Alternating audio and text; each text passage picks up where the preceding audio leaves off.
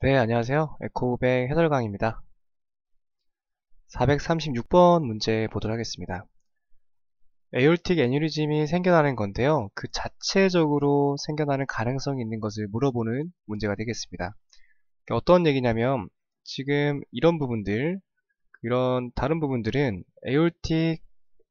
에올타 자체에서보다는 외부적인 세컨더리한 원인에 의해서 생겨날 수 있는 애뉴리즘이거든요. 지금 C번 보시면은 말판 신드롬 같은 경우는 처음부터 커넥티브 티슈 결함으로 인해서 에올타 자체적으로 애뉴리즘을 형성할 수 있는 그런 가능성을 가지고 있습니다. 그래서 그런 차이점을 물어보는 문제라고 보시면 될 것 같습니다. 정답은 C번 말판 신드롬을 선택해 보시면 될 것 같아요. 다음은 437번 문제 보겠습니다. 모스트 커먼하게 위치하고 있는 애뉴리즘, 에올타의 애뉴리즘은 무엇입니까? 지금 에올타 동맥류와 연관된 부분의 문제를 풀고 있게 되는데요. 동맥류의 가장 흔하게 발병하는 위치는 어센딩, 트랜스버스, 디센딩이 있지만 어브노미나 에올타에 생긴 애뉴리즘이 가장 흔한 것으로 보시면 되겠습니다. 어브노미나 에올타는 횡격막을 기준으로 나눠지게 되는데요. 횡격막 위쪽에 있으면은 이제 솔라식 에올타로 볼 수가 있고 횡격막 아래쪽부터 어브도메 에올타로 볼 수 있습니다. 정상적인 에올타는 이런 식으로 구조물을 가지고 있는데 애뉴리즘이 있는 경우는 이런 식으로 방사형으로 방추 형태로 확장이 되게 되고요. 또 그 중에서 어브도면 에올타도 굉장히 좀 넓은 구역이 있잖아요. 이 중에서도 가장 호벌하는 구역은 레날 아테리 바로 밑쪽에서, 그래서 인프라 레날 에리어 쪽에서 어브도면 에올타 애뉴리즘이 가장 호벌한다. 이 부분까지 같이 기억을 좀 해두시면 되겠습니다. 다음은 438번 문제 보도록 하겠습니다.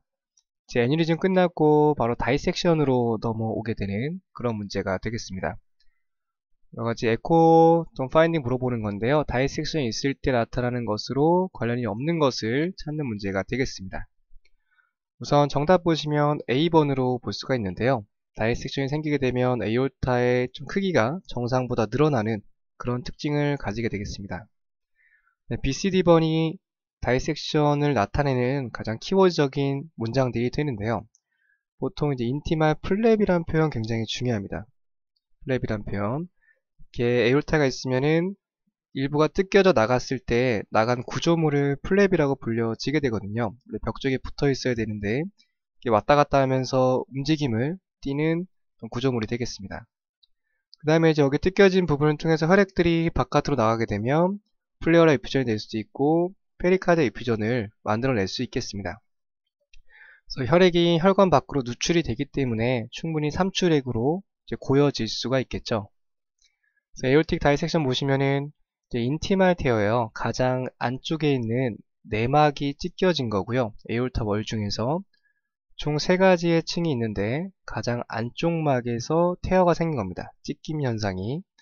그래서 그러다 보니까 찢겨진 부분들에 플랩으로 관찰되는 것이 가장 큰 특징이고요. 그 다음에 페리카디알과 플레어럴 이퓨전이 나타날 수 있겠습니다. 그럼 점차 사이즈가 좀 커지다 보니까 AR도 동반될 수 있는 그런 특징들이 있겠습니다. 다음은 439번 문제 풀어보도록 하겠습니다. 굉장히 좋은 문제 중에 하나예요. 제 다이섹션이 있을 때 다이섹션을 나누는 여러가지 기준들이 있습니다. 첫 번째, 여기서는 다이섹션이라고 말하진 않았지만 인티말 플랩 에올타 이 표현 자체가 보여진대요. 이 말 자체가 다이섹션이 있는 상태구나 라고 볼 수가 있고요. 그 다음으로는 여러가지 뷰에 대한 설명이 되겠습니다. 파라스터널 롱 뷰에서도 보이고요.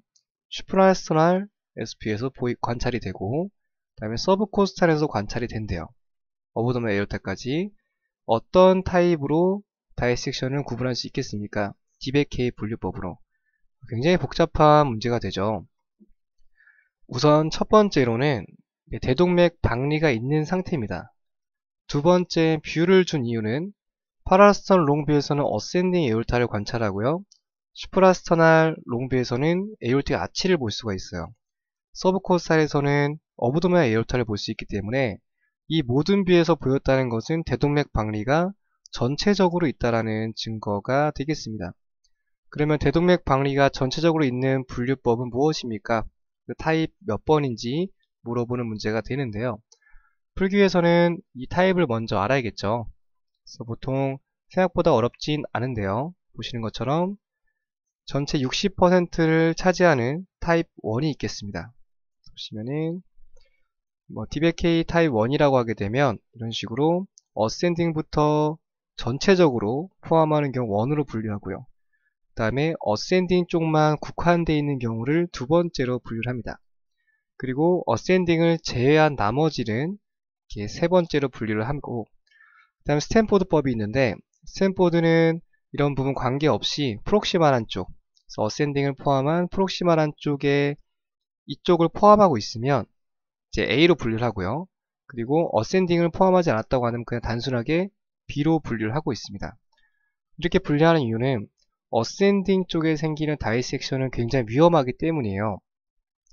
이쪽에 혈관이 찢겨져서 혈액들이 다 새나가게 되면 브레인이라든지 어느 곳에도 혈액을 받을 수 없게 되죠.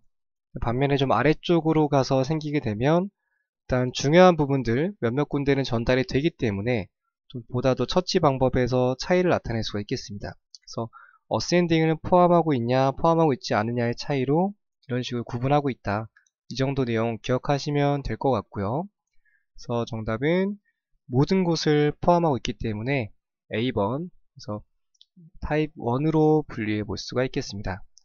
이 그림 꼭 기억해 두시고요. 출제가 잘 되기 때문에 같이 좀 봐두시면 되겠습니다. 네, 다음은 440번 문제인데요. 간단해서 체크만 하고 넘어가도록 하겠습니다. 에올틱 인티말 플랩이라는 표현에서 이미 정답이 나올 수밖에 없게 되겠죠. 440번에는 다이섹션이 정답이 되겠습니다. 네, 다음 강의 때 이어가겠습니다. 감사합니다.